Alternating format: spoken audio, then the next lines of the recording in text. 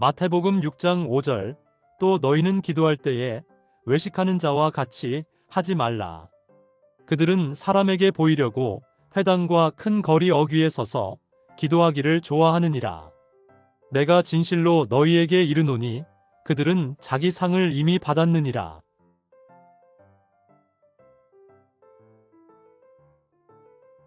또 너희는 기도할 때에서 또는 앞선 내용인 긍휼과 연결하여 그리고라는 의미입니다. 긍휼과 기도가 별개의 주제가 아니라 맥락이 같은 연속적인 개념이라는 것입니다.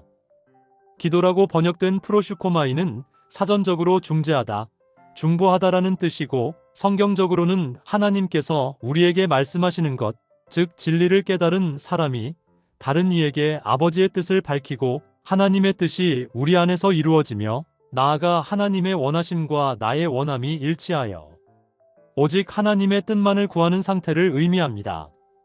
즉 진리를 담아 진리로 흘려주는 것을 히브리어 팔랄, 기도라고 합니다. 예수님께서는 기도하는 동안 우리가 외식하는 자와 같이 되지 말아야 한다고 경고하시는데, 외식하는 자라고 번역된 휘포크리테스는 배우, 위선자, 외식하는 자 등의 의미를 가지고 있습니다. 성경적 개념으로 보면 밖의 것으로 행하는 자, 말씀을 사람의 계명으로 교훈 삼아 가르치는 자, 잘못된 무리에 속해 결단하는 자, 율법으로 진리를 전하지 못하는 자, 맡겨진 임무에 따라 연기하는 배우를 의미합니다. 따라서 외식하는 자와 같이 하지 말라는 말씀은 하나님의 말씀을 사랑으로 완성하여 전해주는 것이 긍휼이요 기도인데, 말씀의 진리를 담지 못한 소리로 전해주게 되면 아무 유익이 없으니까 기도할 때 그것을 주의하라고 하시는 것입니다. 그러니까 외식하는 자와 같이 하지 말라라고 말씀하신 것은 그들이 나는 기도하는 사람이다라는 단순한 허세로 길거리에 서서 기도하는 사람들이었기 때문이 아닙니다. 당시 바리새인이나 서기관, 제사장들은 인간적인 겸손과 구제, 선행을 알고 행하는 이들이었기에 문자적으로 큰 길가에 서서 자신을 드러내는 기도를 했다고 보기는 어렵습니다. 그럼에도 불구하고 예수님께서 회당과 큰 거리 어귀에 서서 기도하기를 좋아하느니라라고 말씀하신 데에는 장소와 행위에 대한 비유적인 의미가 담겨 있습니다. 회당은 하나님의 말씀이 율법적으로 전해지는 곳을 상징하며 큰 거리는 성전 마당을 가리키는 것으로 이해할 수 있습니다. 이 성전 마당은 매일 희생 제사가 드려지던 곳이며 예수님께서 친히 제물이 되신 장소이자 성도 또한 율법에 대해 예수님과 동일한 죽음을 경험함으로써 옛 성전 마당에서 죽임을 당하고 아들로 받아들여지는 곳을 의미합니다. 그래서 큰 거리 어귀, 즉 성전 마당의 모퉁이는 말씀의 핵심인 지성소까지 나아가지 못하고 희생제사 수준, 즉 율법적인 차원에 머물러 있는 상태를 상징합니다. 성경은 모퉁이에 머무는 것은 멸망으로 이끌고 가운데 있는 것만이 생명으로 이르게 함을 명확히 구분합니다. 따라서 외식하는 자가 성전 마당 어귀에서 기도한다는 것은 말씀의 핵심인 진리를 온전히 전하지 못하고 여전히 영의 의식으로 나아가지 못한 채 율법적 차원의 육신의 의식에 머물러 있음을 비유적으로 보여주는 표현입니다.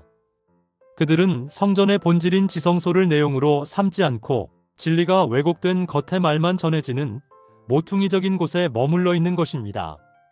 서서로 번역된 헬라어 이스테미는 똑바로 세우다는 뜻으로 여기서 언약, 십자가를 뜻하는 스타우로스가 파생되었습니다.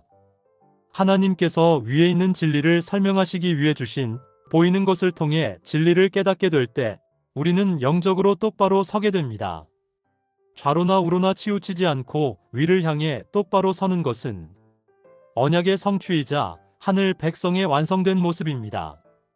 그런데 외식하는 자들은 이러한 진리 안에서의 똑바로 섬을 추구하는 대신 눈에 보이는 것, 성전 마당의 모퉁이적인 것, 즉 율법적이고 마당 수준의 것으로 자신들의 신앙을 세우려 합니다.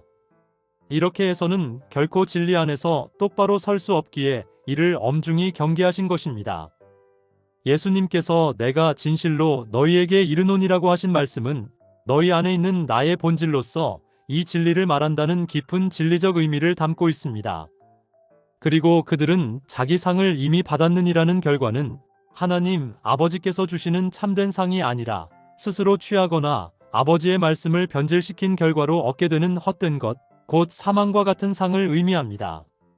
사람을 의식하며 외식적인 행위로 자기만족을 추구하는 이들은 모두 이러한 큰 거리, 즉 율법적이고 피상적인 차원에 머물러 있으며 이미 사람들로부터 헛된 인정을 받음으로써 하나님께로부터 받을 진정한 상을 잃어버렸다는 엄중한 경고라고 할 수 있습니다.